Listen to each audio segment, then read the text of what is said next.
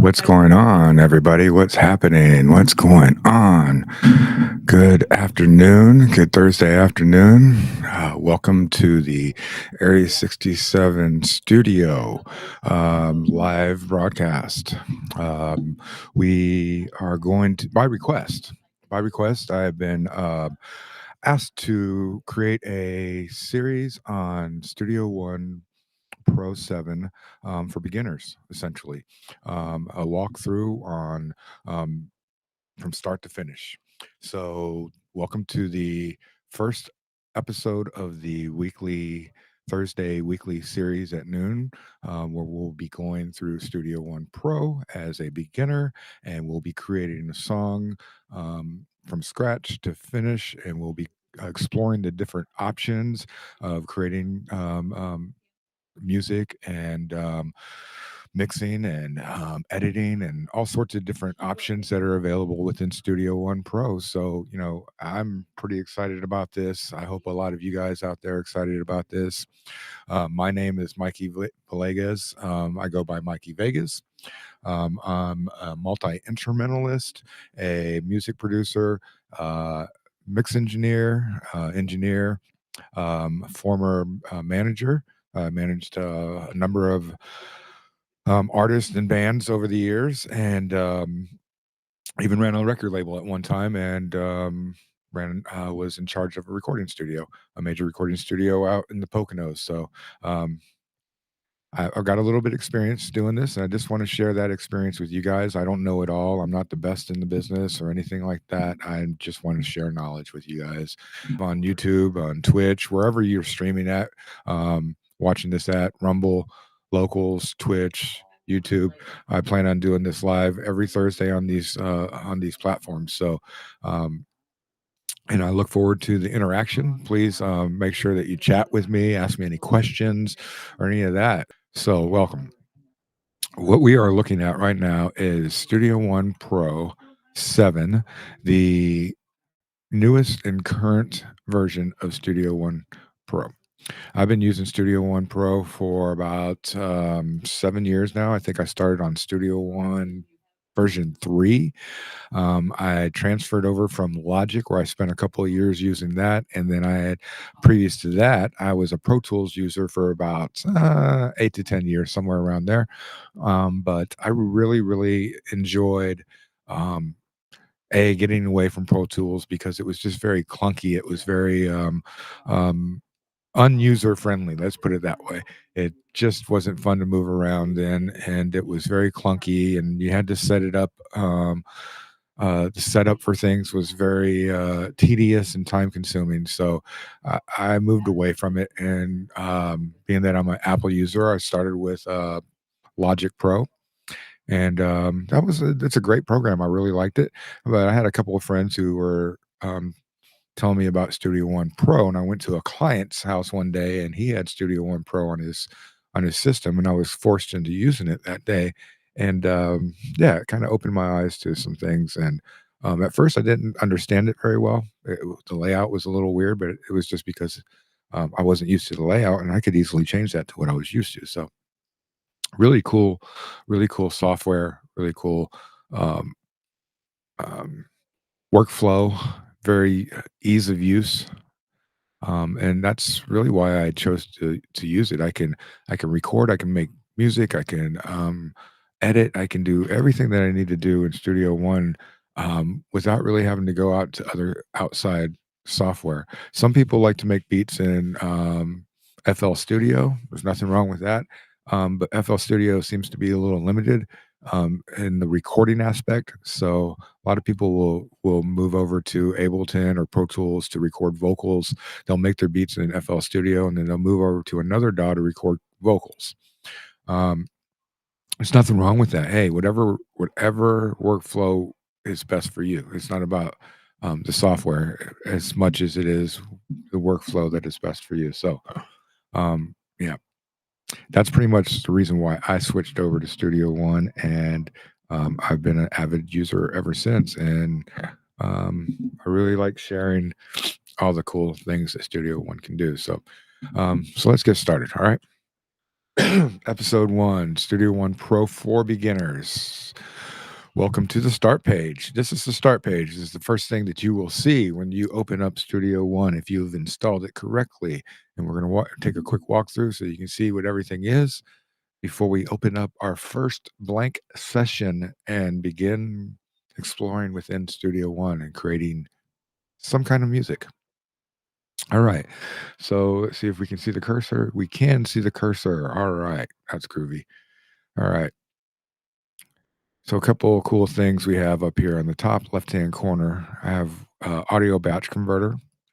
That's just a plugin that I've installed that Studio One PreSonus has that I installed into my Studio One project. So basically, I can convert different projects, different files from like an MP3 to a WAV or a WAV to an MP3, um, things like that, and do it in batches. So that's just basically what this is up here on the left-hand corner.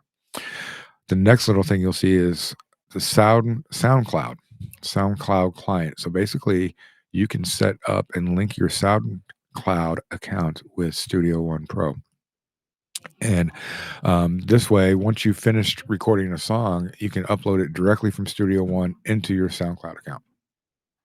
And that's pretty nice. That's pretty nice that it's all integrated right here within one window. So you don't have to leave outside your browser to go do this. So that's pretty cool. I don't have it currently connected to my SoundCloud because I really don't use SoundCloud that often. I have one. I've had one for years, but I rarely use it. Maybe I should open it up and check it out sometime.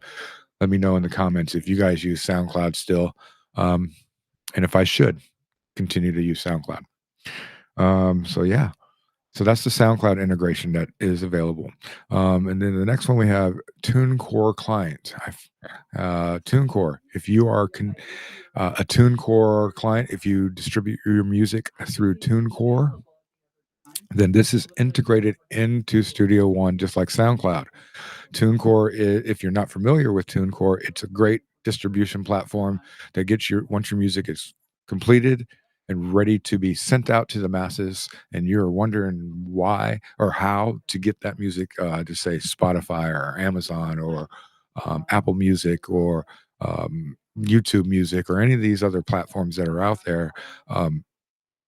TuneCore is one of your options of doing that, and they've integrated directly with Studio One Pro, so that once you've completed a song, you can integrate and go right here into this window and upload your song directly connected to Studio One. So another great feature that Studio One has that not a lot of people may be aware of. And if you're a TuneCore user, then definitely check this this out. It's a great feature.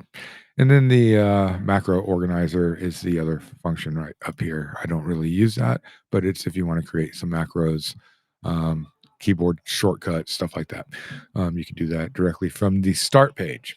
Again, this is the start page. A lot of the software that you um, DAWs or digital audio workstations that you will run across, they don't really give you kind of like a start page like this before you actually get into your project page. Usually it just kind of opens up to a blank page of your previous project. So I kind of like this about Studio One. Um, it gives you an idea of what past files you've worked on. So if we come down here to the Studio One Pro page, and the center part right here, well, we're going to walk through this, okay? So at the top, you have new. This is creating a new project. This is opening the project folder. So you can open the folder where all your previous projects are stored and locate one there. And this is if you want to join the Studio One Pro, what is this? Pro Plus workspace, where you can upload a folder and you can share songs with other collaborators who also use Studio One. Really cool way of getting files back and forth and collaborating with other Studio One members. So, really cool feature. I haven't used it yet. I have tested it with another engineer friend of mine, and it worked really well. So, we'll be getting into more of that later on. One thing about this course is that we will be talking about mostly beginner type things. We'll get into a little more intermediate and advanced topics throughout the course, but for right now, it's going to be very, very beginner, like you have never used Studio One before. All right. So again, the plus is to create a new project. This is to open a previous project, and this is to join um, the Studio One Pro Plus community of collaborators. All right. And then you got a couple tabs up here. You've got your recent files, you got songs, you got projects, and you got shows. All right. So we'll go through each one of these individually. Recent files is exactly what it means. These are all the recent files that I've worked on in the past. And it holds probably about 100 of them, I would say. I haven't really counted, but it looks like about 100, 50 to 100. And you can search in the search engine here. Say if you don't want to scroll through and you know the name of the song. So if I'm looking for icon, oops, not icon, it'll find it easy. Boom, and then I can open up that file. These are some of the files that I've worked on in the past. It tells you how long ago you opened up the file name. If you didn't name the file, it will automatically name the file by the date format. So it'll give you the year, the month, and the day. And then whatever you've named your Studio One profile. Mine is Area 67 Recording. If you named it your name, I named it Mikey Vegas, it would say Mikey Vegas there. So again, if you're watching, just drop a comment and let me know that you're in the room and you're watching. And if you have any questions, please let me know any questions. And I'll definitely answer those questions live as we are going through this. So I want this to be an interactive type of community and course. So it's just not me talking all the time. It will be me talking all the time, obviously, but I do want to hear your questions and comments. It's really important to me and the community. So again, here's where we find all the recent files that we worked on. So we don't have to go outside into another browser or on your hard drive to look in a folder out there. These are all linked to the folder that they are saved in. So this is great. So recent files, if you save them as songs, specific songs, I think this is what this is. Let me check. I haven't done this in a while. I don't care about that. I don't really use UAD plugins that much anymore. I still have them. I still use UA. So, okay, this is just opening up a previous project. Okay, I'm just going to close this out. I just saved it as a song. And that's pretty much what this represents. So let me just get rid of all this. I just want to close this out. I don't care about this. Close. Do you want to save your changes? No. Okay. So songs, if you've saved them as a song, it will save them with the dot song. And you'll see that the file is a dot song file. So it just saves it under this tab. Just another way to find songs that you've worked on in the past. Then you got projects. Same kind of thing. If it's a project that you're working on, this is project is like mastering. So I'm going to open this up real quick so you can get an idea. So this is the mastering suite of Studio One. If you guys are not aware of this, Studio One has a mastering suite built into it so that you can master your album, your individual songs, or whatever your project is. You can master it for whatever platform you plan on releasing it on.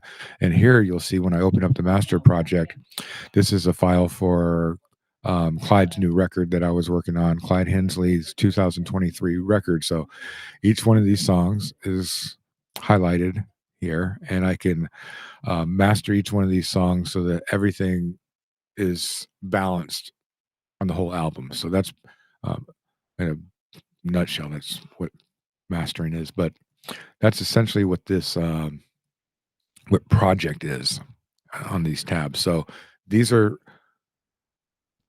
projects that are being mastered. I would say label this mastering as opposed to projects, but no biggie. And then you have the show folder. This is for live recordings or live performances. You can set up Studio One to use during a live performance, which is really cool. You can set up different songs that you plan on using during your performance. If you're, say, you're a hip hop artist, and this is an example of a hip hop artist who is setting up a show mix, and I can set up the mix with whatever file that they use for their show. So essentially, this will play. Let's see, where's my main output? Whatever track in whatever order that you plan on performing during your show. So these are all instrumental tracks with some background vocals so that he can rap against these. If you're a band, you can do the same thing. You can have your MIDI instruments, you could have guitar effects, you could have vocal chains set up for each individual song. And then, say, the drummer could have a laptop next to him and he could be triggering each one of these to make sure that each song, when that song pops up, all your settings for that song pop up for that song. So you're not having to change outboard gear or anything like that. It's really cool. But these are more advanced features in Studio One, and we'll be getting into these some other time. Just a quick review of what they are, though. Don't want to say my changes. So again, that's just a quick review of the 4 tabs at the top. Recent files, files that you've named as songs. These are mastering projects. And these are live show files for live shows, live performances, stuff like that. Okay. Over here, you have artist profile. This is where you set up. This is when I said that if I don't save a file when I save a file and I don't name it, Studio One Pro is automatically going to name that file with the year, the month, the day, and the user profile name. In my case, my user profile name is Area 67 Recording. You can put it as whatever you want. You can upload a profile picture right here if you wanted to. So let me see. Let's just go over here to documents. I'm just going to pull up a picture real quick. Dun, dun, dun, dun, dun. Pics. Let's see. We'll do this one right here. Too big, of course. You have to scale it down. Boom. So there you go. And that picture will show up. And that actually would show up and be embedded in every file along with this information, unless you change that information within the file directly. So I'll show that to you later. I try to keep this as minimal as possible so that I'm not having to change that. But you can put in what genre that you work on or that you are. I'm a rock, pop, hip hop guy. So that's my genre. And then you can add your website here, any website information you want right here. So, Area 67 music.com. Of course, you probably want to put the www. And here you can add different artists that you're working on as well. So kind of cool. All right. And then right here, you got your connect with SoundCloud. Again, referencing this part in the top left-hand corner right here. So you can connect your SoundCloud, and then it'll open that up into another browser window that you can look at. So we're not going to do that. I just open it up into another window of mine. And then you have, before we go into the setup and stuff, we're going to go over, slide to the right over here. So we're going to go to news feed. So we've gone over recent files, songs, projects, mastering files, shows, live performance setup. We got your artist profile. This is for whatever artist you're working on, or myself. If I'm working on a project that is for myself, you can upload their information here. And then you have a news feed right here. And the news feed is really helpful and really useful. It's a news feed from PreSonus that stays updated all the time. So they give you lots of tips and tricks here. So like stereo versus mono, questions and answers. In a recent video, Joe Gilder discussed a quick guide to recording in stereo versus mono. In this follow up, PreSonus software specialist Joe Gilder discusses a few questions we received in the comments around the topic of stereo versus recording, mixing, and effects. And if we click on this, and I'll just bring this over here.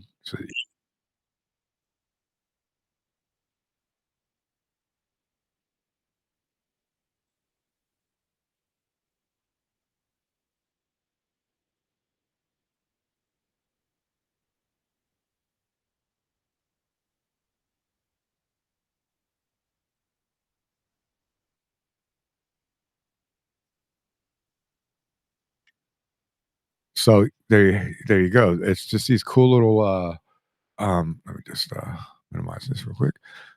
Cool little tips and tricks. It's either going to be a video or it'll be a blog, something like this. Let's see. Okay, we should be okay. We're gonna miss some things, but nothing much. If you're watching, please leave a comment. Let me know if you're able to see everything and hear everything fine. I apologize about that. I don't know what happened with OBS and why it keeps knocking me off after a little while on here, but that's all right. Yep, we know that you're high. You're sharing screen. I know that. All right. Quick recap. Quick recap. We're on the Studio One Pro start page. We've gone over recent files. We've gone over the song tab. These are songs that you have saved as a song. So we'll save in the song file tab here. These are projects that you are currently mastering in the mastering section of Studio One Pro. And these are show files. These are performance files in the show setup of Studio One Pro. So there's a few different areas that you can do things within Studio One. You have your main project page, is what you record on. You have your mastering page, is what you would master your songs in, your complete albums, or individual songs. And then you have your show page, which allows you to set up performance information, bringing a laptop with you with all your MIDI sounds, all your guitar effects and all that kind of stuff that you use within Studio One. You can have those all ready to go for each song whenever that song pops up and you're playing that song live. So that's just a quick recap of that. You have your artist profile where you can set up information about yourself or whatever artist you're working with. This information will be embedded into each one of these files unless you change that from being embedded into one of those files and you want to correct that individually, which we'll go into later on in the series. And then we were just going over the news section right here, and this kind of what threw me off a little bit by opening up Windows, and I think that might have really screwed OBS up for a minute. So anyways, they have a news feed right here, and this news feed is really great because you can see a lot of cool information that is shared by YouTube users and instructors that are very popular on YouTube, like Joe Gilder is one of the instructors. Gregor, I don't know how to pronounce his last name, Baerl. He's another popular YouTube instruction person on here. So yeah, these are great for tips and tricks. Just check them out. They're always posting new things. So I'm always checking them out. And sometimes it'll show you new things that you didn't even know Studio One had available. All right. All right. Next, we'll be going into the setup. Now, this is what everybody has been asking about. This is where we start up. And this is really important. Right now, I'm currently using the Rodecaster Pro as my playback and recording device, but you can come in here and you can change this to whatever recording device you have. I generally have it set up for my UA Focusrite.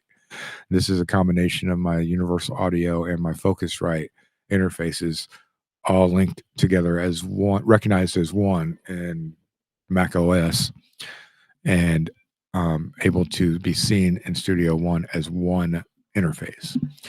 This is the one I usually pick, but because of today's information, we're going to use the Rodecaster. That way you'll be able to hear all the files being played back to you. This is where you can set up your sample rate, your device block size, which is, to me, this is also a sample rate. Now, in a lot of other DAWs, this will be called sample rate and not device block size. Okay. So a quick tip here. Okay. 256 is for most interfaces. And that's a good happy medium between the lowest sample rate and the highest sample rate. So you have it should be a pretty smooth when you're recording and you're mixing. Now, if you're having issues when you're recording and it seems like it's bogging down, it's lagging a little bit, then you want your sample rate is too high. And for recordings, I always suggest going to a lower sample rate. You can go to 32 samples. There's nothing. It's going to free up your computer system so that it's not bogging and using up as much resources for the software as opposed for plugins and stuff like that than it needs for actual recording. So we're going to bump that down to like 64 or whatever it is.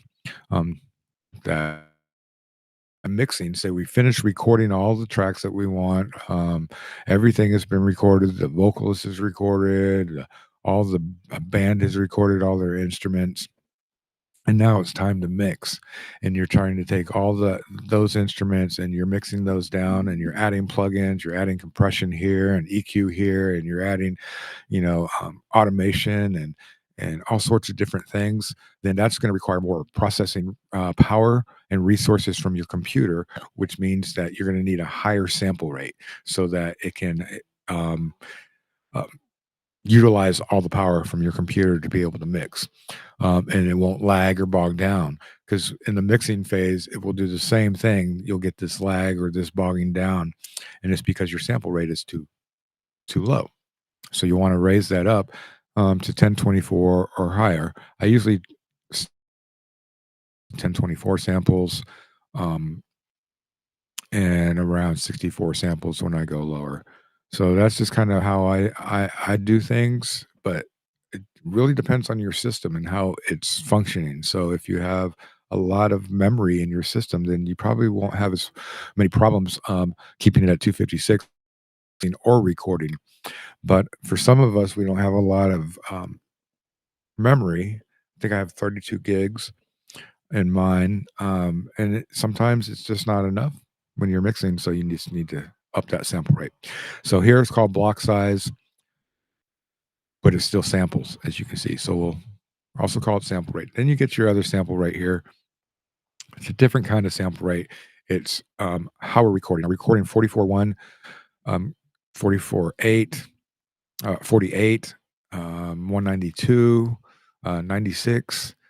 There's different sample rates for recording, and basically that is much like 720p versus 1080p versus 2K versus 4K on a TV. We all kind of understand that, right? It's the pixelization. The more pixels, so the clearer the picture, right? So a 4K picture is going to look a lot more clear than a 2K picture, right?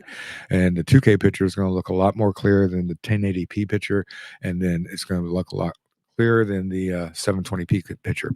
So the higher the pixelation rate, the clearer the picture, but the more bandwidth it's going to take, right? It's the file size will be much bigger for 4K video than it would for a 1080p video. I know we've all encountered that in some form or fashion with our phones.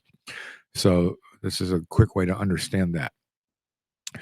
With audio recording, it's much the same thing. This is 48,000 kilohertz that it's taking a picture. So every 48, it's taking 48,000 pictures of the audio and cutting it up into taking pictures of the audio coming in 48,000 times per second.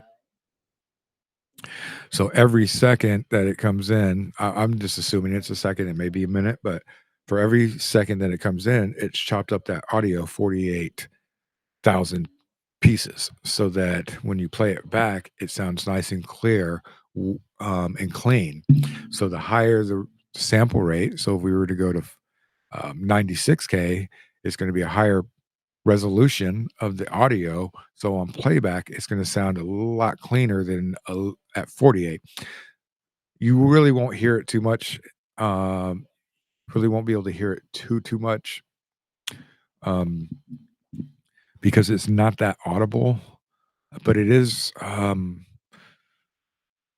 important to figure out what rate you want to use whenever you're recording. Okay, so if I was recording a hip hop session, I'm cool with 44.1 or 48K. If I was doing an orchestra, I'd probably be at 192, 96K or 192, just because there's a broader range of frequencies that need to be picked up. So I need a more detailed recording um, project page. I need a more detailed capture of the recording. So, and that in essence is really what it boils down to. Another way I look at it also is 44.1 is what we will bounce the final product out for, say, a compact disc, a CD. That is the standard for a CD, 16-bit, 48K. Okay. If it's under 44.1, if it's 16-bit, 44.1. If it's underneath that, anything less than that, it won't write to the CD. It just won't accept that information. So it will accept 44.1 at 16-bit. And that will allow so much time available on that CD to be able to put information on. Okay. If they were to make it, say, a 48 or a 96K at 16-bit CD, you'd probably have more information to be able to fit on that CD. So I look at this as like a painter creating a painting. The project file is the canvas that we're creating our music on. Okay. So we're not going to create a canvas um, in a compressed file that we plan on creating duplicates. Okay. So you want a nice canvas that when we compress it down, it's going to be a much higher quality file. So if we record it at 44.1 and bounce it down at 44.1 at the end of the project, then there's no change in resolution. It's still going to be the same 44.1, but it's just not going to be as clean as if we recorded at 48K and compressed it to 44.1. Same if we recorded a video at 4K and we compressed it down to a 1080p to be able to play on a video player that only plays 1080p. It'll be cleaner than any other 1080ps out there because it was recorded at a higher resolution. So envision these settings as your master canvas, and everything from this when your final project will be the duplicate of this master canvas.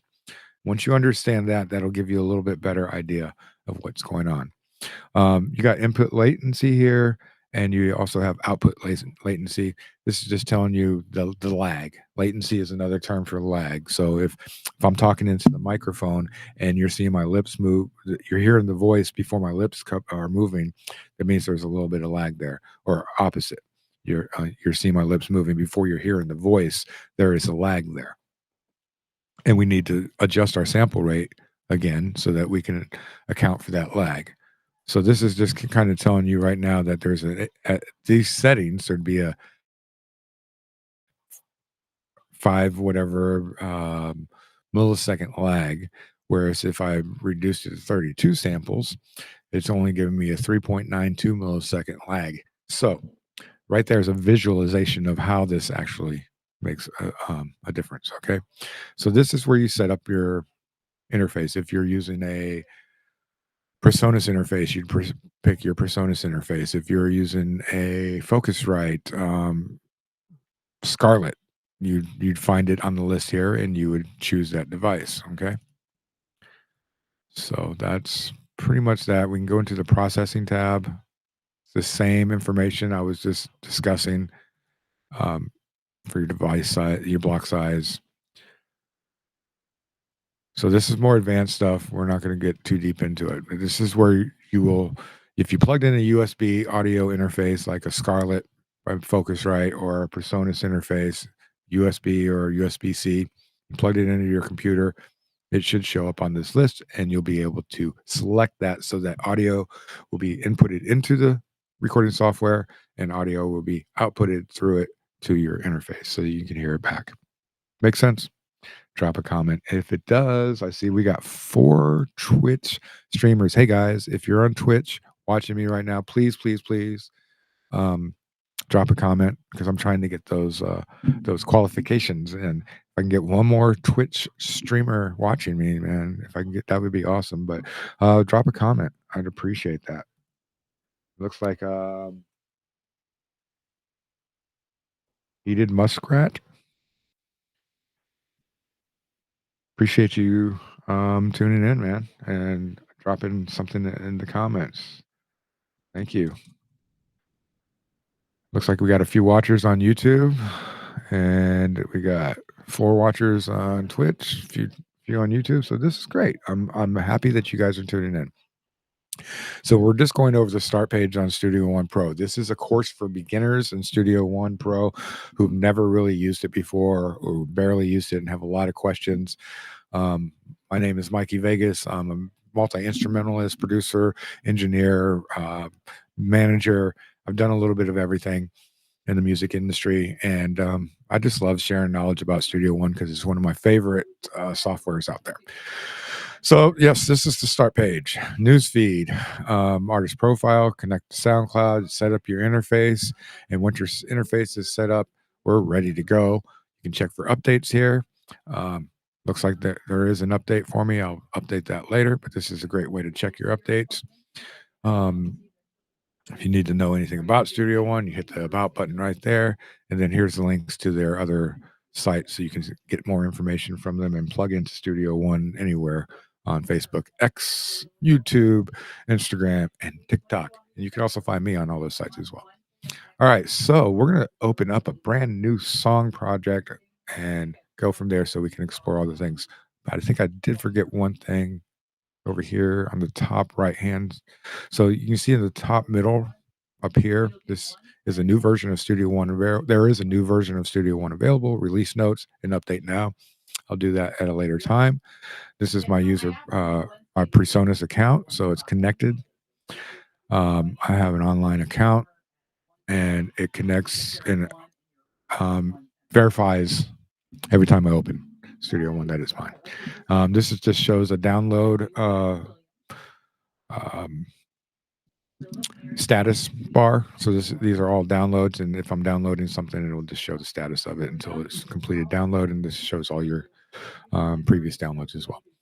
And then you got a start page option, and then you got documents. I don't have anything open right now, so these are kind of grayed out, but you'll see once I open a project that how these will work.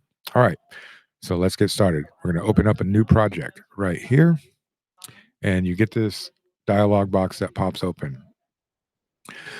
It's going to ask you if you want to record and mix a new Studio One song. Are you going to master and release one?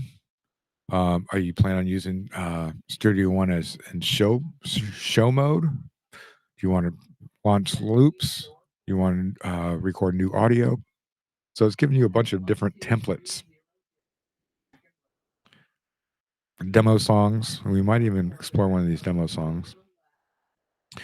If you want to open a file based upon your interface, you can do that. So there's a number of ways that you can open files. So the first one is just a blank file. Okay, so this is the templates tab. If you go to users, you get your own user templates. So these are templates that I've created myself in the past.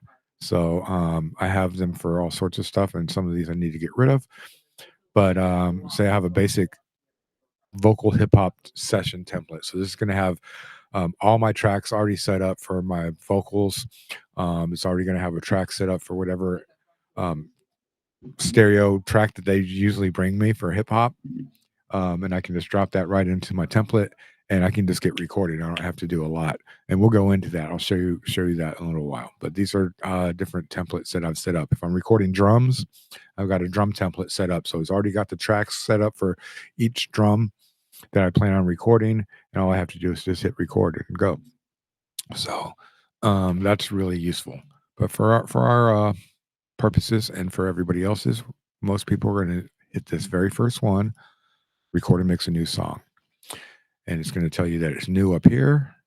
It's going to ask you for some information over here if you want to name the song. So we're going to name this song. We're going to name this.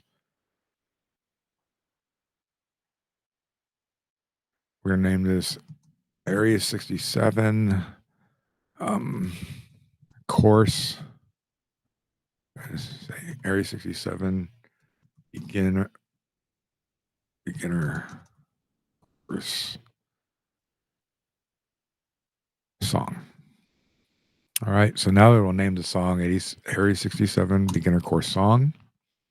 This is where we can choose the sample rate. So like I said, think of this as your main palette that you're painting on, and I want a nice big palette that's going to do well. So because I'm using the Rodecaster Pro, I'm only limited to up to 48K. So that's fine. We're going to use 48K. My resolution, 16 or 24-bit. I usually keep it at 24-bit. Basically, that's going to allow me just more volume, essentially. We'll get into that later, though. That's more of an advanced topic. Yes, it's going to be based off of bars, measures, and the length. It doesn't matter what the length is because you can adjust the length at any time. And it's going to save to as a Studio One song. So when I look for it, it will save it into the song file right there. Okay. So I'm going to hit OK. And now we are in a blank screen here. So what you're seeing is what everybody will see for the first time when they open Studio One Pro. Blank screen. Okay. You're going to see guidelines, and these guidelines are representing every measure or every bar.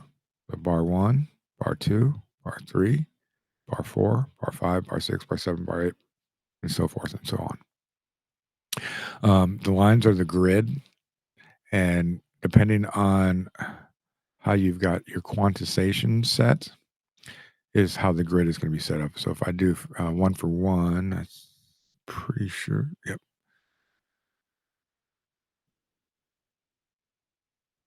It's going to change. Yes. Okay. So if I go 1 1, this is just bar. It's just every quarter note. This is really set up for every quarter note right now.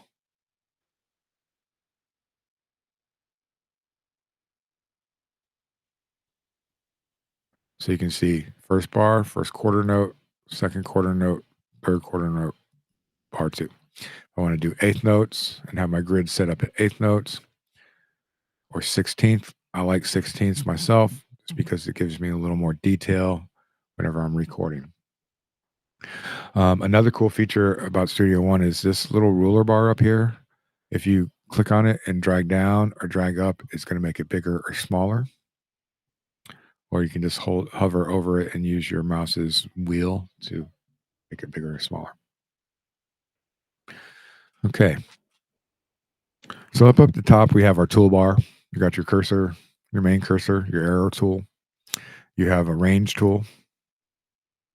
So that's selecting a range. You have your cut tool, your eraser tool, a pencil tool or paint tool. And then you can have a drop-down box. So you can freehand. You can use a line or a parabola, parabola, square, triangle, saw, or sine wave. You have a mute button, so you can mute a track. This one is a bend tool. So this is a more advanced tool. We'll get into that later. And this is a listen tool. The most popular tool is going to be your cursor tool, your selection tool, your arrow. And in Studio One, you can pick a secondary tool that you can access with your Shift key. So I think it's Shift or is it Command? Let's see. Mine is the Cut key. So you can see the Cut tool is got a little blue right here. This means that this is my secondary tool. It's Command. If you hit Command on your computer, you see how it changes the cursor to a knife and then back to the regular cursor. So all I got to do is hit Command. So I don't have to go back up here and click this every time I need to use it and then click back over to this. Really cool feature, Studio One. Then we got some more advanced features over here: audio bend, strip silence, quantize, and macro arrangements. You have input quantize. We'll get into that later. Quantize. This is the grid. Our time base is bars, but you can change it to second, samples, frames. If you're using video, frames might work for you. And this is adaptive, so it's snapping to the grid essentially. So when this is on, this is going to snap everything to this grid. Anything that I move around is going to snap to one of these lines on the grid. If I take this off, I can move it anywhere freely. So that's a cool tool. Ripple edit, auto scroll. I keep that on. Cursor follows edit position. Auto zoom.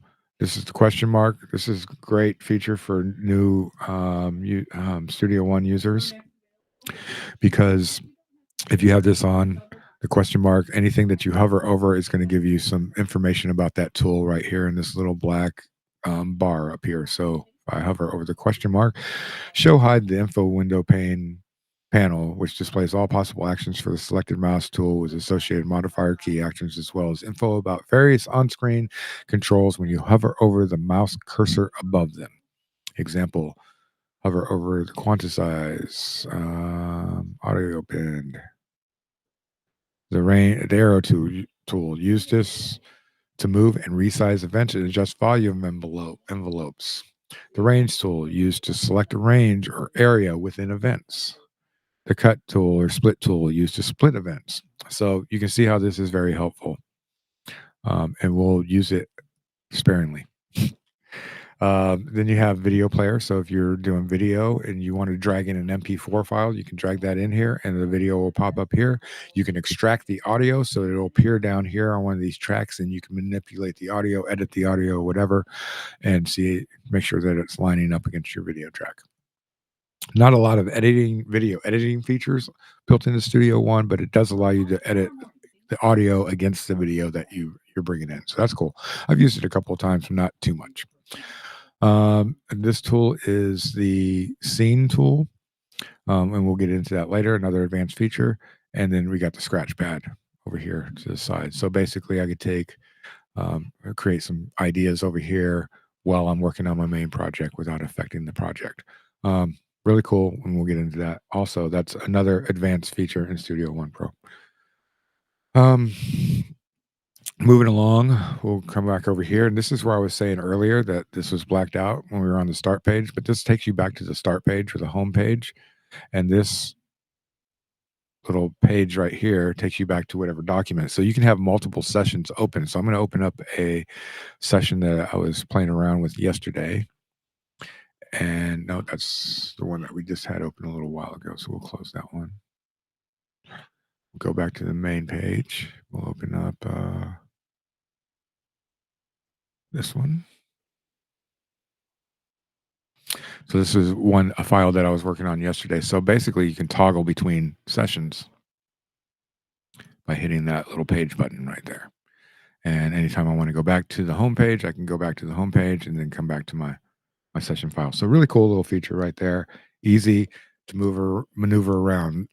Again, this is what I was saying.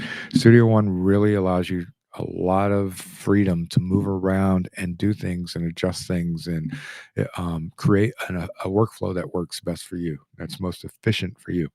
Again, drop a like or a comment. Who do we got on here?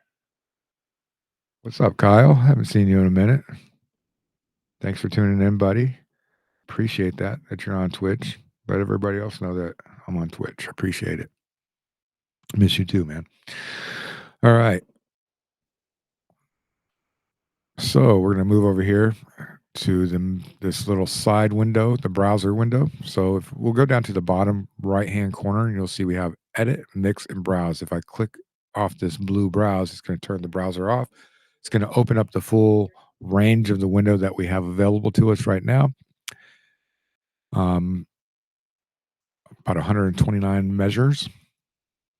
I'm going to open up the browser window, and basically this is repeating everything that's up here on the tabs up top. So these are all the tabs that are up top. You don't have to go to the tabs. You can click on each one of these yourself. So we have the first tab is the instrument tab. This is where you're going to find all your MIDI instruments and MIDI sounds. Many of them that have been pre-installed with your Studio One, such as I like to keep these in manufacturer mode. So I'm seeing the manufacturers and folders. So I know what plugins I'm using. So if I go to the PreSonus folder, these are ones that are pre-installed in PreSonus. You've got your CV instrument. You got Impact, which is like a drum machine. You got Lead Architect, which is a synth. You got Mai Tai, another synth.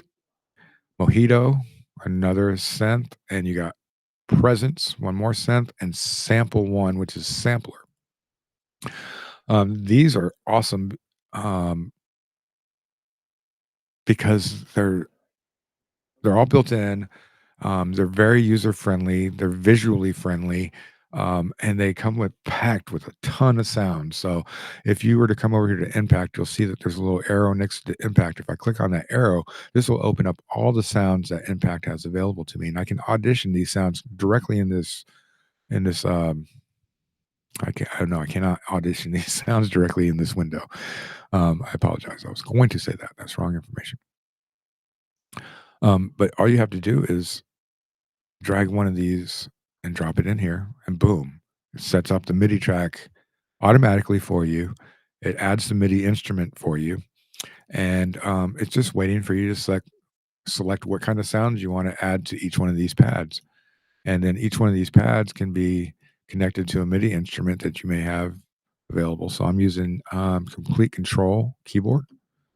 And let me find the keys that these are represented on, or C1. Okay. So there we go. You can see that I'm controlling these with each one of the keys on my keyboard. And it starts with C1, then your C sharp 1, D1, D sharp, E, F, F sharp, G, G sharp, A sharp, B, C. So it's also a good way of learning your notes. If you're not sure what notes they are, it's telling you right here, guys, just in case you didn't know that. But if you're familiar with like Pro Tools is not drag and drop friendly, or at least it used to not be. I haven't used it in a long time. Last one I used was Pro Tools 11, I believe. 11 or 12. So I don't even know what version they're on right now, if they're on versions anymore, or if they're just doing straight subscription service. A lot of software companies are, including Studio One. I am on the subscription service with Studio One, which is nice because it gives you automatic updates and you don't have to worry about purchasing the next version of Studio One when it comes out. All right, so we have this one working pretty good. It's up and available for us to use now. So I'm doing pretty well, Kyle. Not too bad. How are you doing, buddy? So if we come up into Impact and look at the default, it's got under default, it's got the pop-up menu that is also reflected over here on the side. And we can audition some of these. So we'll go to, let's say, a chill hop kit. It's going to click that, and it's going to load up each one of these pads. If I click on one, and we're not able to hear it. So let me go to my mixer window real quick and make sure that we've got an output selected. All right.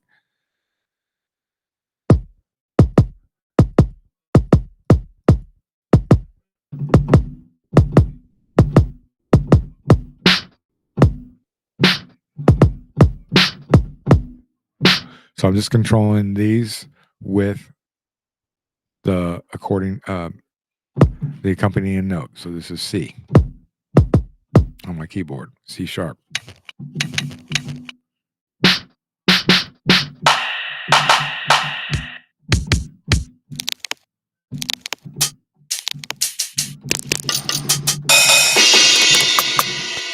So you can see that you have all these different sounds, and then you have banks over here. So some of these sounds actually have more sounds available.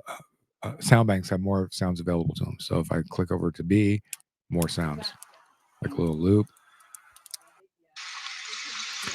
another little loop. So you want to check these little sound banks on the side here, A through H, to see if this chill hop has any more sounds that are associated with it, just not the first page of them. So it's just showing you the second page of sounds and whatnot. We'll go to collective kit. Let's check that out, see what that one's about.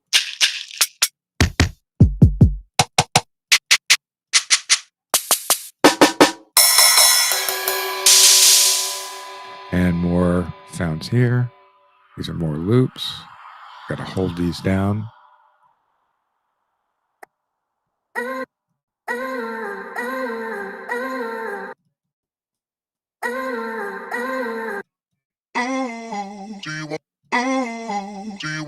And you can change how these work for you right over here. If you want it to be a one shot or a loop or normal. If we go one shot, I just click it and I don't have to hold it down. It's just going to play it all the way through. And that's it. Every time I click it, it's just going to start from the beginning. If I let go, it's going to let it play out. So that's a one shot. If I put it on loop, I have to hold it down. And then it will loop if I just keep holding it down. Holding that key down, see? And if I just do normal, it should play all the way through and it won't loop.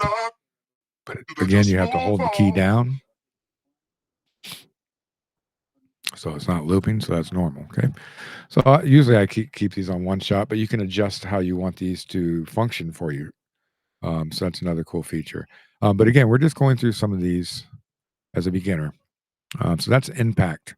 Then you have Lead Architect. It's more of a synth plugin. And you just up again to the default window, and you can choose what sound you want to check out. Let's check out a synthetic sustaining sound, and we're going to go with Alien Boy Group. How appropriate.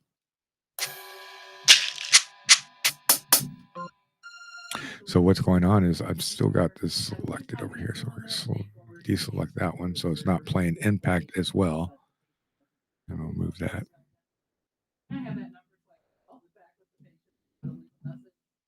And we need to select my MIDI instrument.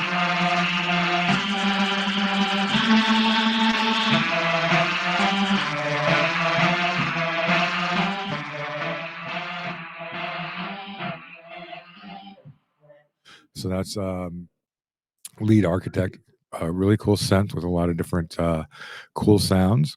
So another drag and drop kind of thing. So I'm just going to go and remove this whole track and instrument. We're just going to kind of browse through these real quick. You got Mai Tai, and you can see that it's got different sounds based upon the instruments. You got a bass, you got bells, you got chord sounds, drum sounds, effects, heavy artillery section, leads, MPEs, pads, polys, strings, and then you have templates. We'll drag it in here, drop it in. We'll select our MIDI instrument, and we'll select the sound. Let's go with some strings. I'm a string guy. Jean-Michel strings. Have you guys ever heard of Jean-Michel Jarre?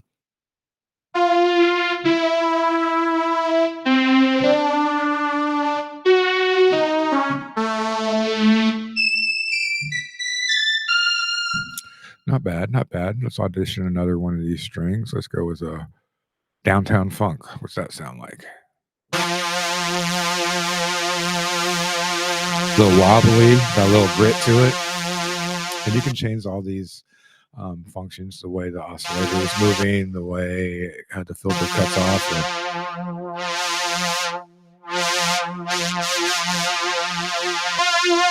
what octaves.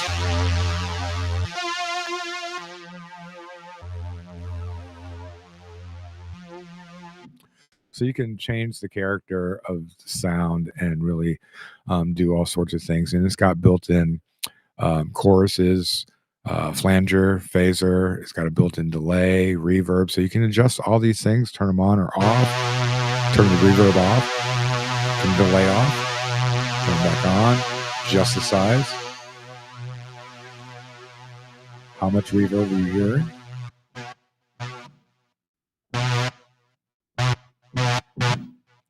So it's another cool little feature.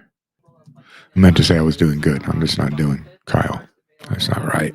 It's just not right. Nothing right about that. So yeah, that's your Mai Tai.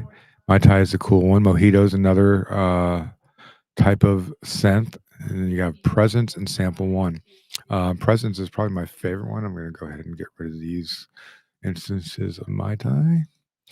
And Presence is probably my favorite one because it's got a whole bank of different sounds. And if you get into the keyboards, it's got some Rode sounds that I really love. I can't afford a Rode piano, keyboard, electric piano, but I sure want one. I sure do. And PreSonus has given me the ability to at least have a Rode sound.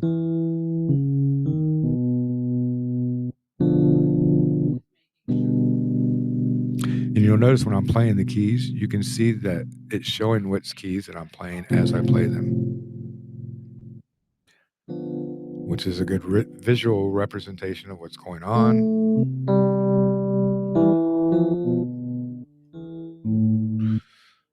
Hello, YouTube followers. Please drop a like, a comment, and subscribe if you can. If you haven't already done so, I'd appreciate it. Welcome to the Studio One, PreSonus Studio One Pro 7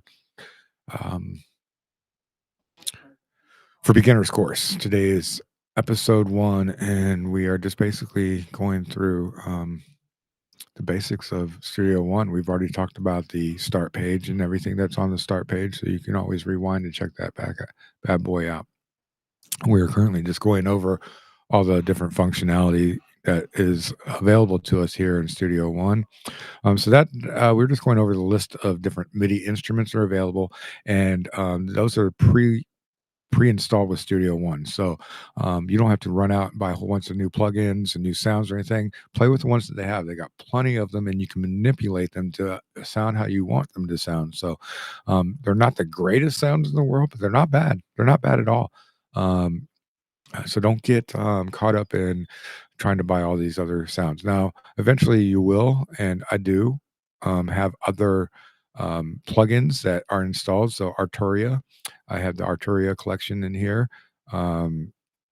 This is no longer available. We got ImageLine, which is FL Studio. So you can actually use other DAWs within Studio One as a plugin. So I could actually open up FL Studio in Studio One and use it as a plugin. So maybe I want to make a beat in Studio One, but still want to be in Studio One making the project and recording vocals and all that.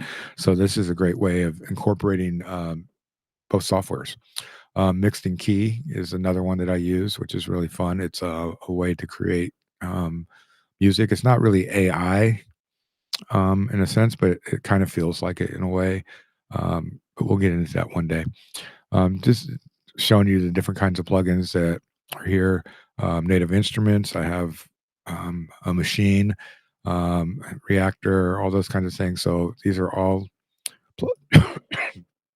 excuse me, these are all plugins that are third-party plugins that are integrated into Studio One, Pro Tools, FL Studio. So if you're used to using, say, Waves plugins or UAD plugins or Slate Digital, whatever plugins that you use, you can use those in Studio One as well as the other software that you have. So they're definitely interchangeable. You got Sonic Academy, looks like some keyboards, Arcade, another software, um, Drum Monkey, and I got Waves software, some Waves MIDI instruments here. Okay. So these are all MIDI instruments that are third-party MIDI instruments, as well as the PreSonus MIDI instruments that are available. And that's all in the instrument tab of this browser window, instrument tab. And you'll see the tabs up here at the top as well. So if we go back down, we're going to go to effects.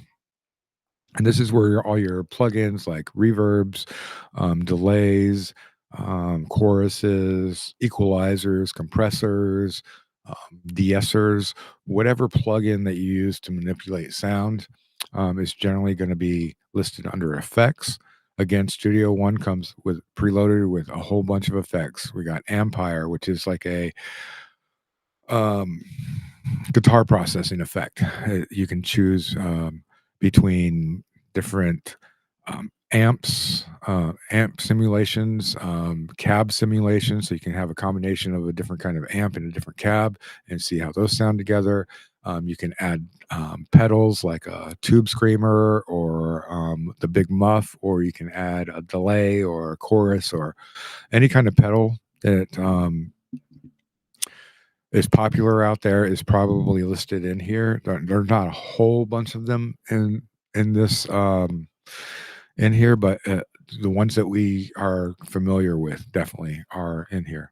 Then you have analog delay, an auto filter, you got beat delay, binaural pan, bit crusher, channel strip, chorus, delays, compressors, de-essers, dual pan, expander, fat channel, which is going to give you some better plugins than just the normal Studio One plugins that they have. Some that are more emulations of um, outboard gear that we're familiar with. That's what fat channel brings to you. We got the flanger, gates, limiters, mix tools. So we got the pedal boards. You can create your own pedal board for guitars and find your own sound effects. So you don't have to carry a pedal board with you. Again, if you're watching, please leave a like in the comments, or leave a like and let me know in the comments that you're watching. I see we got a few people on YouTube, about 5 or 6 people watching on YouTube right now. A couple people on Twitch and Rumble. So I appreciate everybody tuning in. This is going to be a weekly Thursday course from 12 p.m. to 2 p.m. every Thursday. And we're just going to pick up where we left off from the previous week's course. And I'll leave a information description of what we discussed on each episode so that you can quickly go and find that. But right now we're just kind of going through and just exploring the different options that are available to us, the different tools available to us in the project page before we start any kind of recording at all. I want to go through this and make sure that we've covered this so that everybody knows what's going on when we decide to use these plugins. And you'll see that there's all sorts of third-party plugins as well. I've got Antelope Audio, I've got Apple, Celemony, where I've got Melodyne for tuning, D16 group. I'm not even really sure what that is. Some of these I'm not even really sure. Some de-essers, air EQs, some Focusrite stuff. I really like the red EQ and the compressor. Harrison Audio's got great de-esser. Isotope stuff where I do some of my mastering and some cleaning up of sounds. And you got different versions of these plugins too. You have audio units, which are best used if you're using an Apple or a Mac product. You got VSTs, VST2s, and VST3s. VST3s is a newer version of them. So if you have like an older computer, the VST2s will probably be better on the older computer, and the newer browsing and the newer software and newer computers, the VST3s work seamlessly with. So you have the option of choosing what plugins you want to use as well. I choose to use the audio units as much as possible because it's just less taxing on my system. And we have all these other keys, Native Instruments, Slate Digital, one of my favorites. I use Universal Audio, plugins as well. I did have a whole slew of them, but they went subscription service, and I lost a lot of them because I had a um, kind of a not an endorsement, but I was endorsed by them essentially, not officially endorsed, but their product representative allowed me access to all the plugins. So to me, that's an endorsement. Then we've got Valhalla, which is a reverb, and some Waves plugins as well. I don't really use as much Waves plugins as I have in the past, but that's all right. Then we have a loop section. So this is loops that are pre-installed with Studio One. And we'll be going through some of these loops, but you can audition these loops as well. So I have these separated through, I have them sorted by vendor first, and then the type of product, and then instrument. So if I go to PreSonus and open up the folder, it's going to show each vendor. And then if I open it up, it's going to show the instrument. So product would be vendor. And then if I open up the folder, it's going to list it by instruments, whatever instruments they have. So Big Fish audio loops kits, piano strings, synths, all sorts of stuff. And the cool thing is you can audition these directly from the browse window right here. So if I open up keyboard, hit on keyboard, you'll see the little waveform pops up here. You got a volume bar. You got this little metronome. When the metronome is turned gray, that means it's going to play this file at the tempo that it was recorded in. It will tell you right here in the information, this tempo was recorded at 70 BPM. If we play it back, we have loop set, it's turned on. If we take that and turn it to gray, it turns it off. So we're going to turn it on, and we're going to hit play. And this is the original tempo the loop was recorded in, which is 70 BPM. Our current project is set at 130. Let's lower this to 100. And then we're going to turn this on right here, our little metronome. And what that's going to do is it's going to play this loop. It's going to audition it at the current tempo of our session. So if we want to audition something and we want it to be in the same tempo as our session to see how it sounds with our session, then that's a great little tool. And let's hear it now at that new tempo.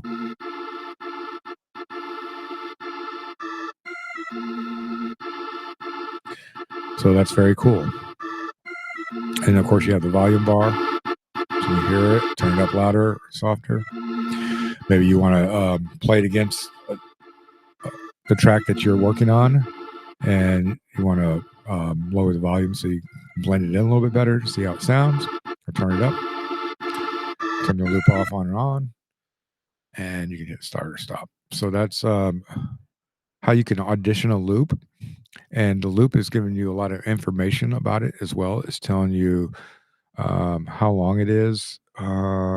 This one is in the title. It's telling you that it's called the Billionaire loop. It's at 70 BPM, so that's what that 70 represents, and the DM at the back half represents the key, so it's D minor.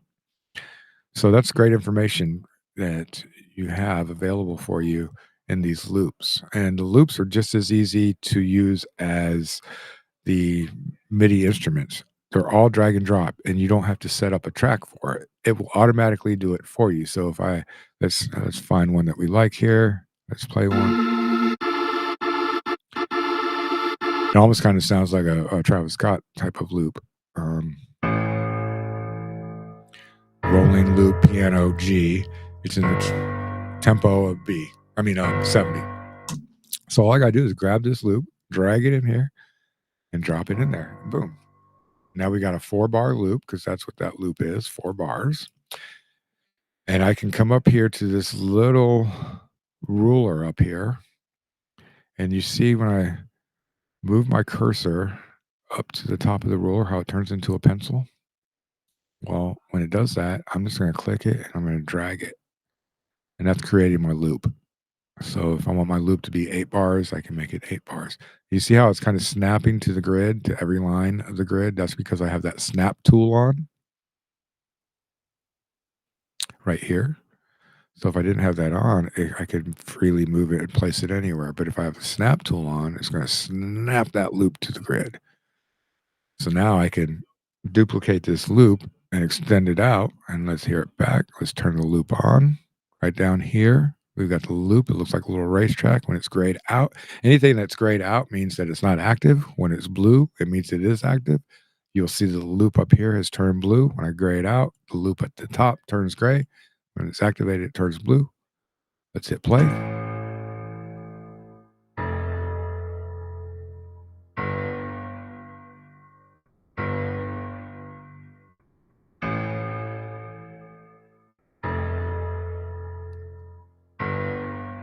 So now you have a loop. And that loop is not playing at the tempo that we want it to. It's still playing at the 70 BPM. And that's because we need to make sure that it is following the time stretch. So here are a couple cool little buttons over here. So the first one is these little white lines. It looks like 4 of them. This is your track list. So if I click on this, it's going to give me a little window over here. It's going to show me all the tracks that are in this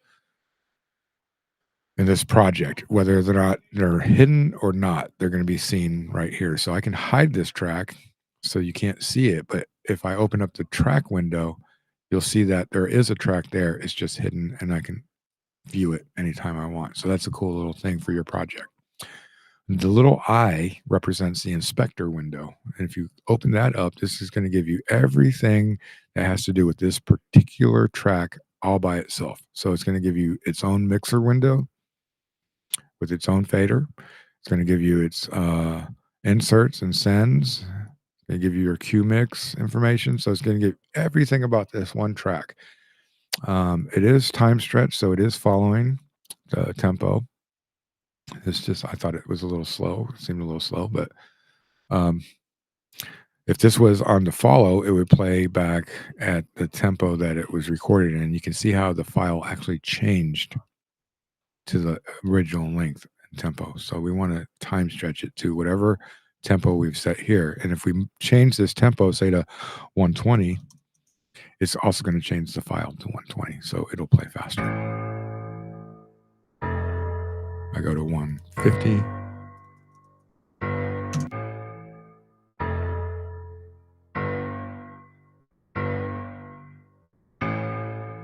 We slow it down to 30. Let's see what it sounds like.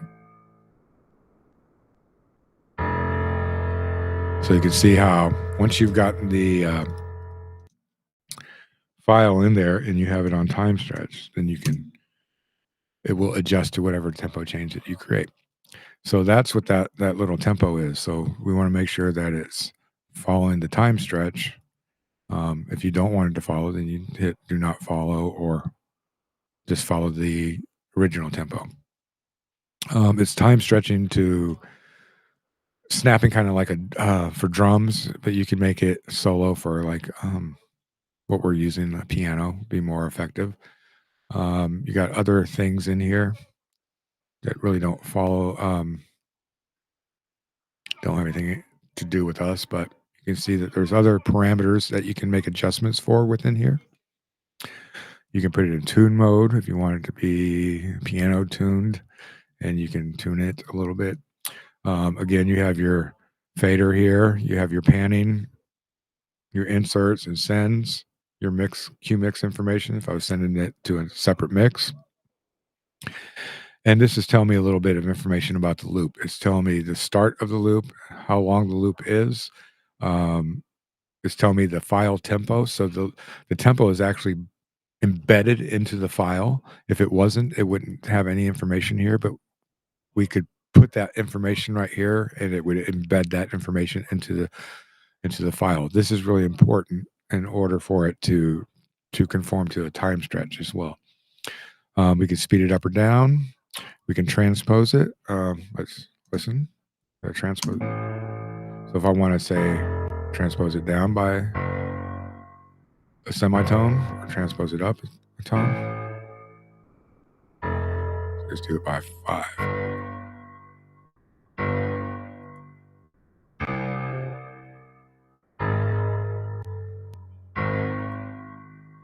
So it's back to the same. Then we can do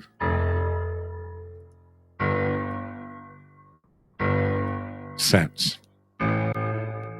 So these are really small, fine adjustments, and these are large adjustments, like a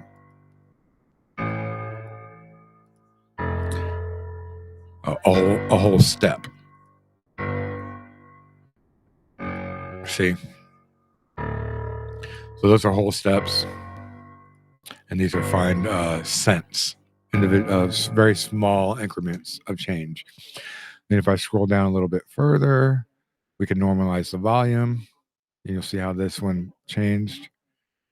And each clip has got its own little piece, which is cool. So we're just going to go back to the main loop 4 bars. And it's been detuned.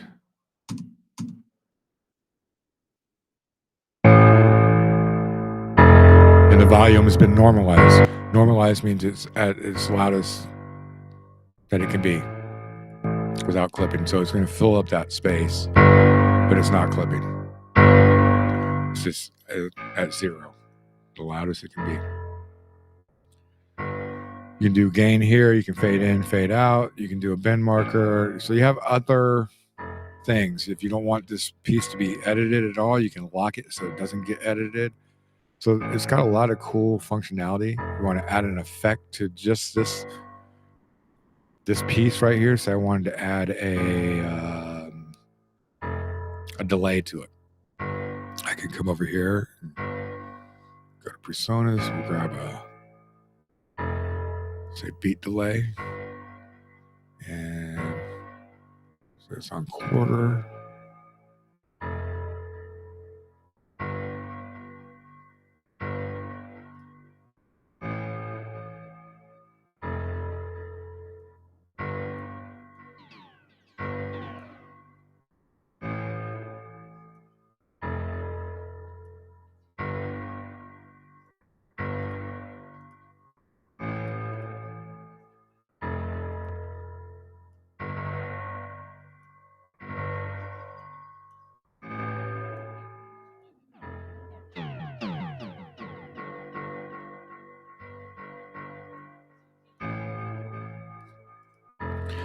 And you could render that effect into this little clip right here. So say I had 4 more other clips out here, it wouldn't affect those other clips. It would only affect just that one clip if I wanted it to, which is another cool feature in Studio One. Let's see, it's 130 right now, so we're going to remove that. So yeah, this is your loop section right here. Lots of different loops that you can drag in and audition. So like I was saying, if we have this one loop and say we wanted to audition a drums with it to see, let's open up another loop and see if we got something here. What does it sound like?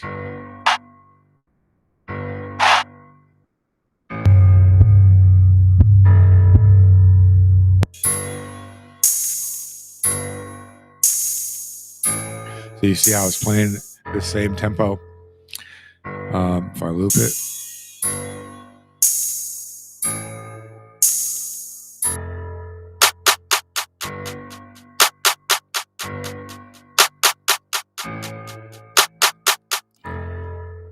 So you can audition different loops against whatever you have going on in your project file, which is really nice. And there's a ton of different loops that come pre-loaded with Studio One.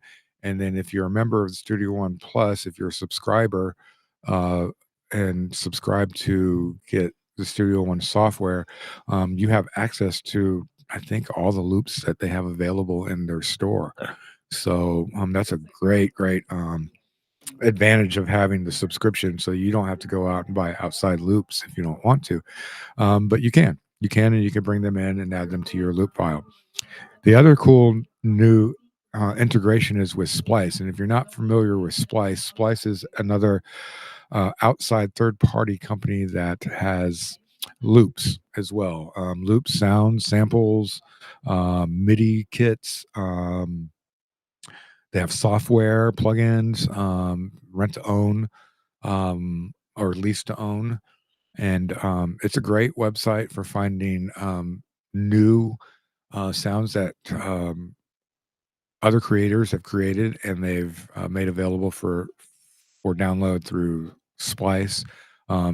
You can subscribe to Splice, or you can be a paid a member of Splice, or you can be a free member of Splice.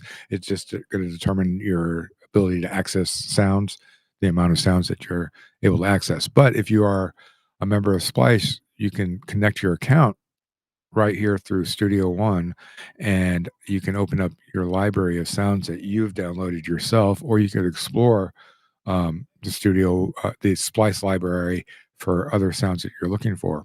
And the really, really, really cool thing about Splice integration with Studio One is that you can actually drag and drop. Say I want to drag this loop over here into um, um, what am I trying to say, into Splice, and find a loops that would be best matched for this key and this tempo. Or you could just come in here and put the key and tempo that you want. And it will go from there. So let's drag this in here real quick and see. It says search with sound. Click to capture selection or drag in a sound. So click and drag this in, drop it in there.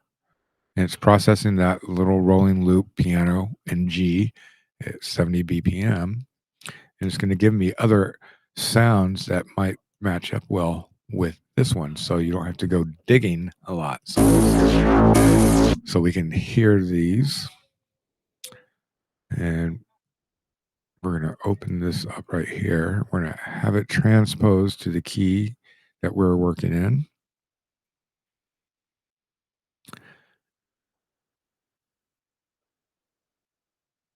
And it's going to sync to the project. So we'll close that out. And now everything that we audition is going to be in the key that we're working in and in the tempo that we've set to. So we'll hit play our loop.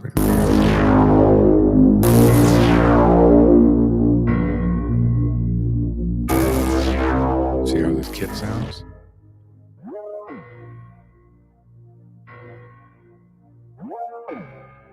Kind of cool.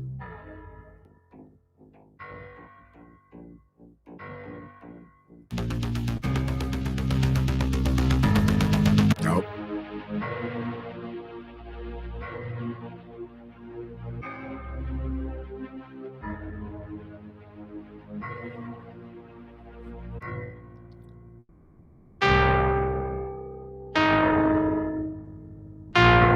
That's a little off.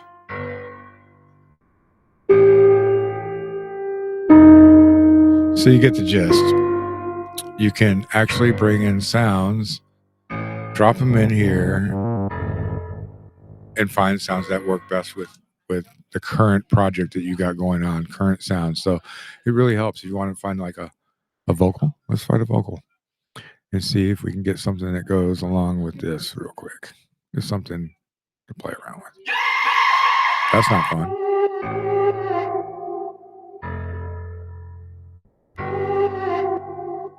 Yeah, that's kind of eerie. But if I like this, I could grab this and drag it in. It's downloading, so we got that download pop-up window. So it's downloading from Splice.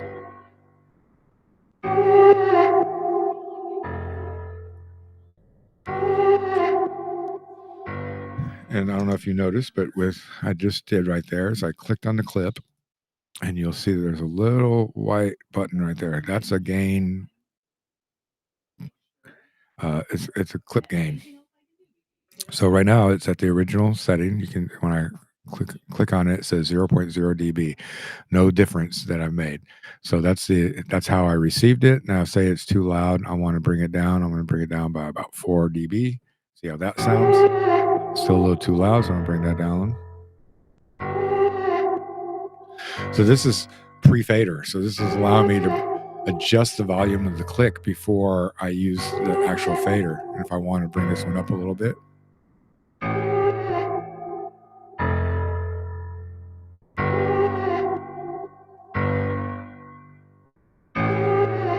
So there you have it. We found the loop that was in Studio One's loop section. We grabbed that loop, we drug it in. It's playing at the tempo 120 that we've assigned it to, even though that it was created in 70. It's playing in the key of G. We then went over to the Splice tab. We grabbed this loop. We went to the home part of Splice where it allows you to search with sound. And I was able to click this. I dragged this over here into this as such. It processes it, and then it looks for the best sounds available that will match up with this current loop that I gave it. So all these sounds are in the key or have been transposed into the key of G, and they're going to play back in the tempo of my project.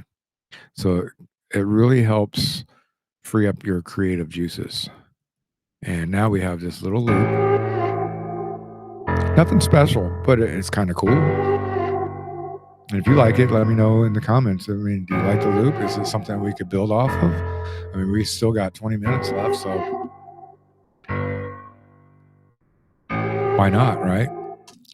So, yeah, that's the browse window right here. This is going to give you, again, we hit the home. It's going to show you a list of the tabs that are up here. And we've gone through instruments, we've gone through the effects, we've gone through loops, and we've gone through splice. Let's go through files. And these are just going to be files and folders that are on your computer. So if you have any other sounds, you can go search for these in your computer and locate those through here. It's a good way without having to leave Studio One to go find a sound. And once you found the sound, you can grab it and drag it in, just like you did with any other loop that we had. Really nice. And if we go back here, we got the cloud. This is where you connect to PreSonus Exchange, Studio One Plus Pro, and SoundCloud. So like Exchange, I believe, is where you would collaborate with other people and exchange files and stuff with. Studio One Plus Pro is where we can look for new sounds and plugins and stuff like that are available through the PreSonus site. And SoundCloud is our SoundCloud integration. So it gives us that information all still within the Studio One interface. And then you have Shop, the PreSonus Shop. Again, I think that's where you get the plugins and stuff. And then what's the last one? Pool. Now, Pool is something that's really cool. So if I were to delete one of these files and I thought that I may have lost it, if I delete this track, what did I just do?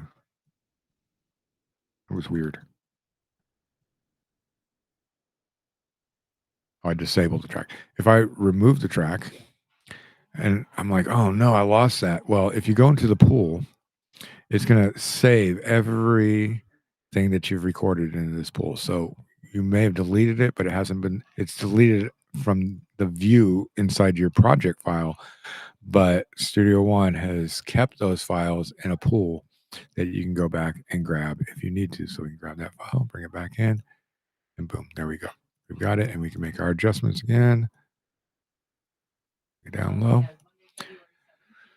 So that covers pretty much the browser window. Let's see. So you've got instruments, effects, loops, splice, integration. We got files on our computer. We got cloud storage and files and collaboration tools, SoundCloud tools. We got the PreSonus Shop, and we've got the pool that saves all the files that you used in your song. You can re-index these presets. You can go to Plugin Manager here at the bottom, and you can choose what plugins you want to view, what plugins you want to hide from view. If you only want to see VSTs, you don't want to see audio units, you can get rid of audio units so they're not appearing in your folders view, and you can block certain ones that are acting up and you'll want to ever use again. So that's a really cool feature that Studio One has, and that's your browser window. And that pretty much explains all the different tools that are available from the top to bottom. Well, at the top here, and we're going to discuss a little bit over here. We did open up the 4 bars right here. This is showing us the tracks that are in our session. If we want to hide something from view, and we're not using it, but so we don't want to see it, but we want to keep it, and you can track all the tracks here. That makes any sense. You can group things here, recall options, and you can do groups of things here as well. So if you want to group tracks for editing and stuff like that, it's all done in this section right here. The inspector window opens up information for each individual track and clip. So if there's more than one clip on this track, then when I clicked on that clip, it would pull its own information for that clip and its own fader, everything like that.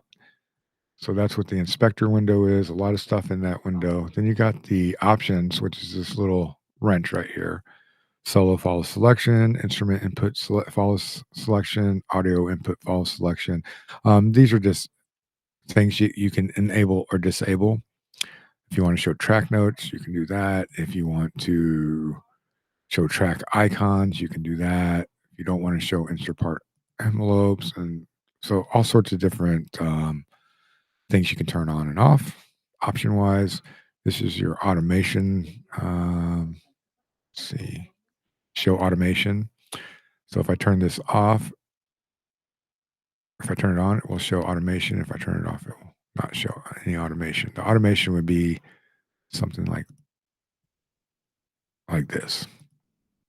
So I can automate the volume, I can automate mute, I can automate panning left and right, and then other features I can add to automate. So say I wanted to automate the volume for this. I could come over here and say, I like the volume where it's at, but I want it to fade down from right there. On that note, I want it to kind of fade, and I want it to come back to the regular volume on this note. Maybe on this note, I want it to fade out. Okay, so that's automated. And if we open up the inspector window and look at the little fader right here, you'll see the fader moving with the automation.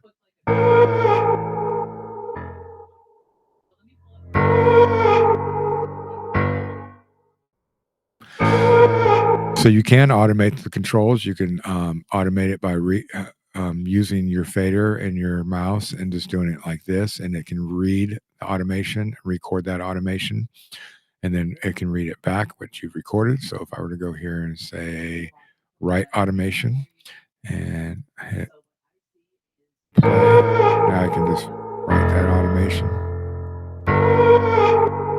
Oops.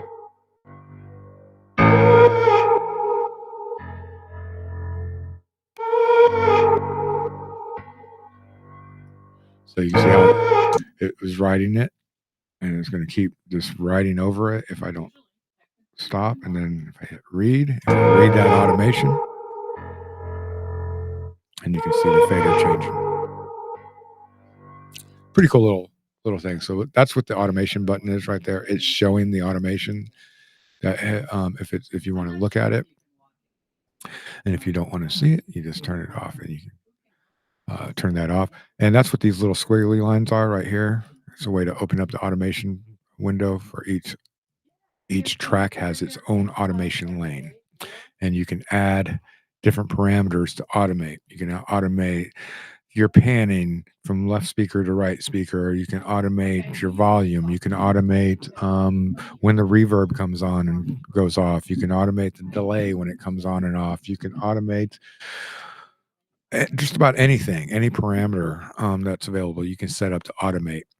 They just give you preset ones for volume, one for muting, and one for panning.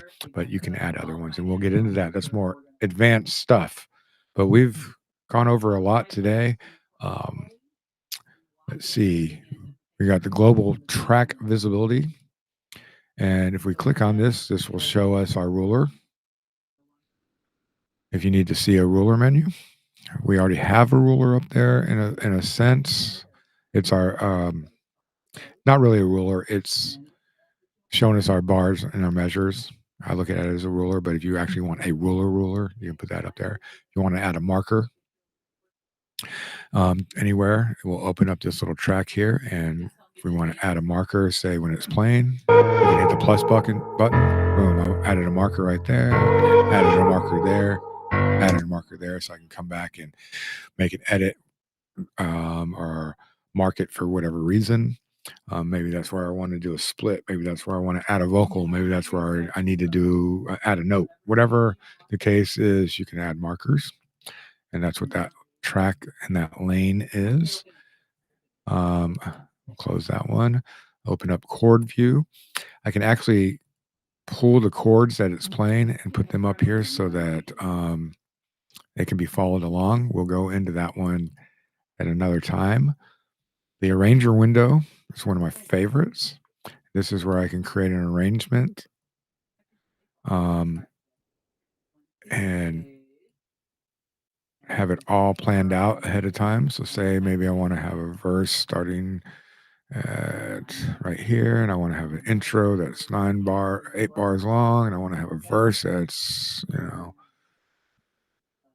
8 bars long and a hook. I could do that and add a chorus, how many bars I want, and I can adjust these, and it won't affect anything over here, but it does become a useful tool later on, and we'll get into that. And you can change the color of these things for each one and do all sorts of cool stuff.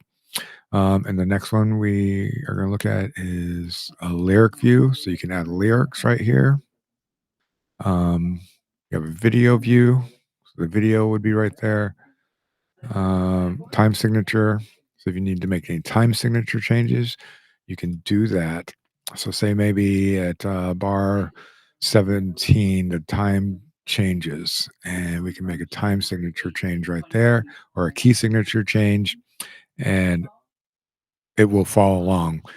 The grid will adjust to the new current time signature. If it's 3/4, it will adjust. If we want to do a tempo change right there, we can do that as well by adding a tempo change with the tempo track. So a lot of cool features. And then the last one is plus is how we add tracks. If we're not dragging and dropping things, if we need to add an audio track, we can do that right here. We can add the color. We can add the amount of audio tracks we want to add. Say I want to add 5 of them. I want them to be auto colored. And they're all going to be in mono, no effects. And this is my input. If I want to select that, and I can just name them, say vocal tracks. And then I can hit OK, and now it's going to populate those tracks right here: vocal 1, vocal 2, vocal 3, vocal 4, vocal 5, and it color coordinated them. Blue, light blue, green, light green, to a darker green, to an even darker green. So that's where you would add your tracks. If you wanted to add a MIDI instrument track, you could do the same thing. Just hit instrument. You can create 5 of them or 1 of them. If you want to create an automation track or folder, and so on and so forth. So if you see the little keyboard right here on a track, that means it's a MIDI instrument track. And if you see the little squiggly lines, that means it's an audio track. An actual audio, not MIDI notes. And this is an audio of a waveform audio. So we know that it's actual audio. And MIDI wouldn't look like that.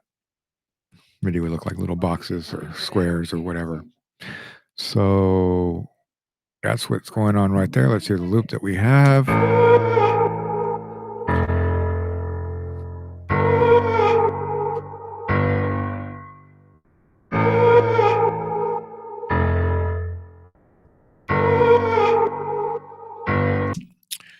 And if you look on the bottom, we have a couple other things.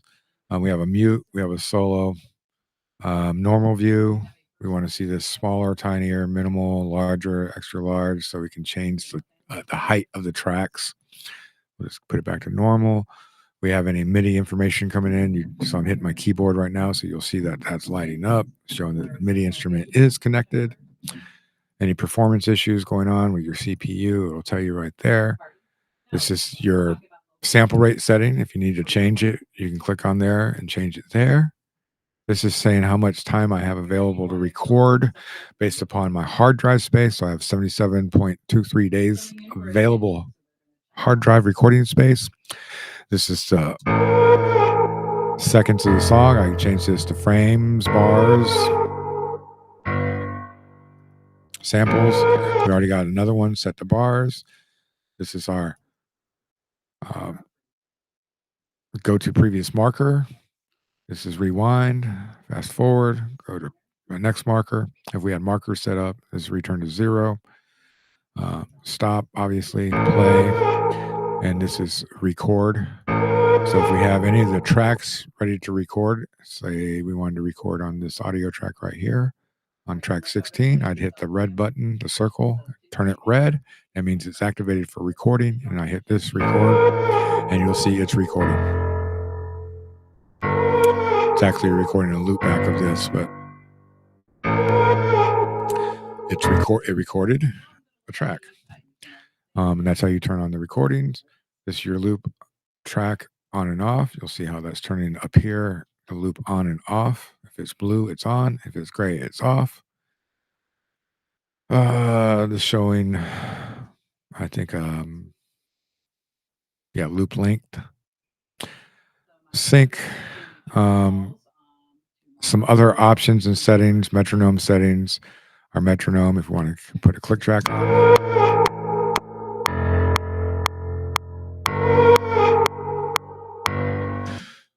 So our key signature is 4/4. I mean, our time signature is 4/4.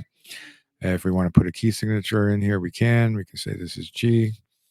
And if we want to transpose a global transform, we can globally transform everything that we recorded. Say we recorded everything in G, but a singer comes in and she is more of in C, or a C sharp or something like that.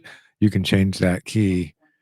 You can transpose right here to the what suits that artist best, and you can transpose the whole project and change the key of the whole project. So, which is really nice. You can transpose that for your singer's ability. And that pretty much the tempo or tempo window. And you can tap tempo by just clicking on the tempo. And it averages every 4 taps. So if I go 1, 2, 3, 4, 1, 2, 3, 4. See how it's averaging? So I'm tapping at 97 BPM. So if you've got a song and you don't know the BPM, you can just kind of tap it out and get an idea of what the BPM is, and you can line it up to the grid, which makes for much easier recording. I'm gonna put this back to 120 where it was at. Just volume. Output volume.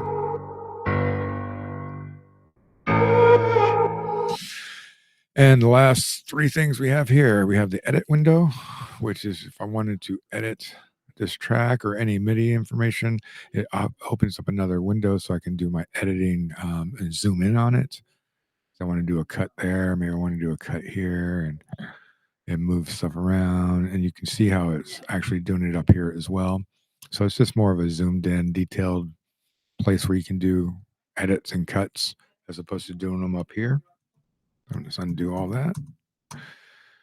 So that's the edit window. So when you click on that, or if you double click on one of these, it opens up automatically. We got the mix window, which is going to show us all our tracks that we have open, and any other stuff that we want to see, like instruments that we might have open, they'll be right here, and any other instrument information we want. So we don't need all that. So this is showing all the individual tracks up here. If I click on them, you'll see that they're highlighting. They each have their own little fader. So if I move this fader, you'll see how it's moving up here on track 16. So if I move it up here, you'll see the fader move down there. So everything is interlocked. And then you have your main master output right here. So individual faders. Can pan something to the left and something to the right. That way they have their own space. and then this is your output volume. Right now it's set at -9. We like to keep it at 0.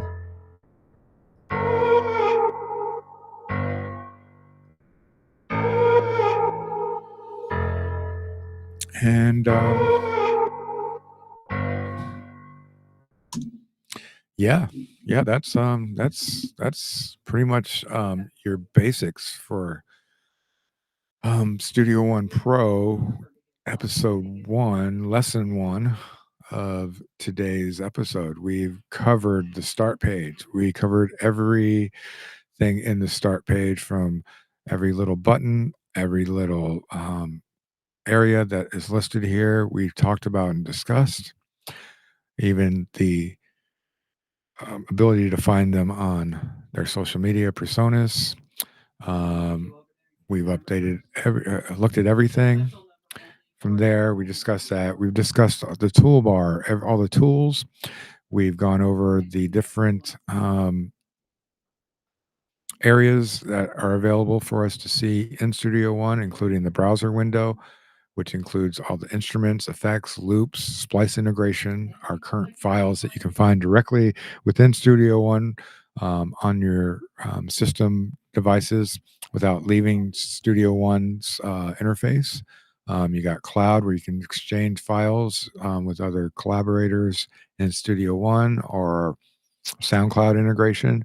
We've got the shop with Studio One, where you can add plugins and new sounds and samples. And then we got the pool that carries and has all the information from your tracks and recordings that you've had, so you don't lose any of that information. So that'll always be here.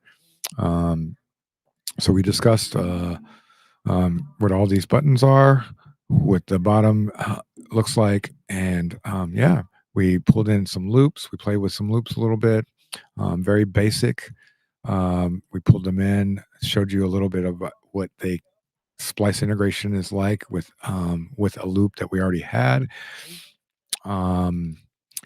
and we've created some tracks.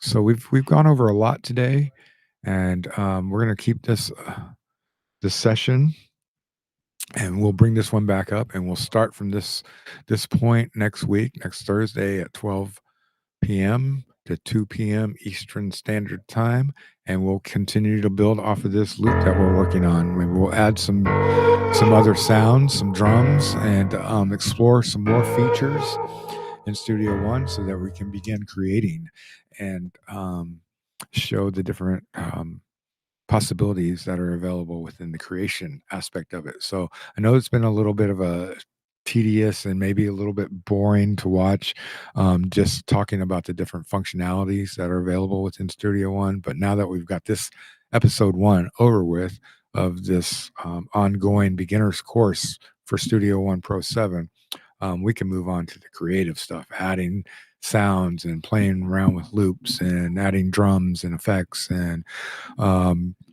toying around with how we can get creative with our microphone, and using our mouth to come up with different melodies and stuff like that. So that'll be next time. I really appreciate everybody who's tuned in today, from Twitch to YouTube to local to Rumble.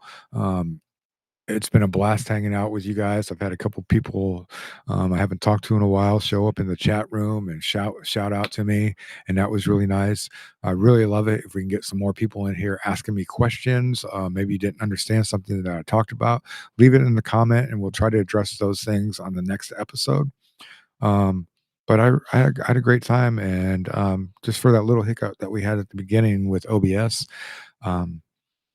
I guess won't use OBS next time. We'll just go ahead and use this one, um, and stream out this way. So until next time, guys, I appreciate you tuning in. Be sure to hit that like button, follow, and subscribe. I notice 84% of you guys watch my YouTube channel haven't subscribed, but you do watch. So just go ahead and hit the subscribe button. It's free. Doesn't take much to do. You don't have to pay for anything. So just go ahead and hit the subscribe button, hit that like button, so that it can be pushed out to the rest of the algorithm, and let everybody else know that we're doing these tutorials once a week on Studio One Pro 7. And let your friends know if they're using Studio One and they need a little help. Make sure that they're out here and leaving a comment and they know about this. So make sure you leave a comment below. Make sure you hit that subscribe button, and I appreciate you guys. Until next time, peace out.